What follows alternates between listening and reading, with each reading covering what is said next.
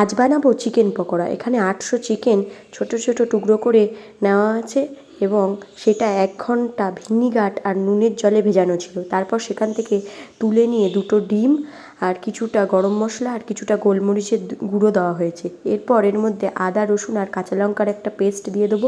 আমি এখানে গুঁড়ো লঙ্কা ইউজ করব না বা কাশ্মীরি রেড চিলিও ইউজ করব না। গরমের সময় এগুলো না ইউজ করাই ভালো। এরপর একটু নুনও দিয়ে দেবো। তারপর এখানে বেসন দিয়ে দেবো। আমি এখানে কর্নফ্লাওয়ার দিচ্ছি না, তোমরা চাইলে কর্নফ্লাওয়ারও দিতে পারো। ভালো করে এটাকে মেখে নেব। তারপর সাদা তেল কড়াইতে গরম করে নিয়ে তার ভিতরে পকোড়াগুলো একে একে ছেড়ে দেবো। এরপর ভেজে তুলে নিয়ে উপর থেকে একটু চাট মশলা ছড়িয়ে দেবো। তারপর একটু নেড়ে চেড়ে নেবো। আর সাথে করে নিয়েছিলাম কোল্ড কফি। পরে একদিন কোল্ড কফি করে তোমাদের দেখাবো। তারপর কি একটু টেস্ট করে দেখলাম, দারুণ। এক্সপ্রেশন দেখেই বুঝতে পারছো।